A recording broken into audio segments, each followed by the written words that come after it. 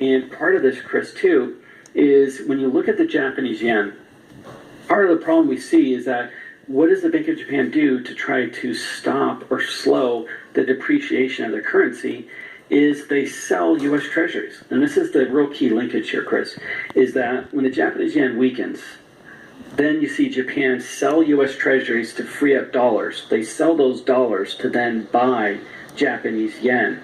That way they're strengthening the yen, or at least putting the brakes on its descent, by flooding the market with dollars and then being a buyer of their currency.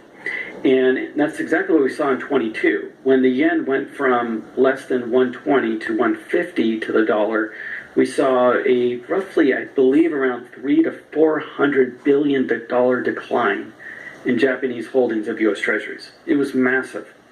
And while we get the data with the lag, my guess is that we are seeing Japan sell U.S. treasuries, driving U.S. yields higher to then be able to buy their currency to stabilize it. So this is the real linkage of how what happens in Japan doesn't stay in Japan. It's not like Vegas, it goes global.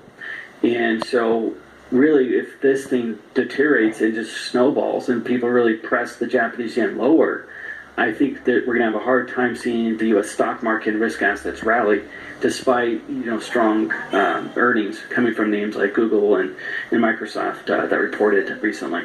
So that's why I think really watching the yen, it may get to that point, Chris, where we have some sort of intervention by the Bank of Japan to stabilize the currency, to arrest the situation. But the further the yen deteriorates, the more pressure that's going to bring to the U.S. bond market and global bond market, for that matter, and also through weakness in the U.S. stock market.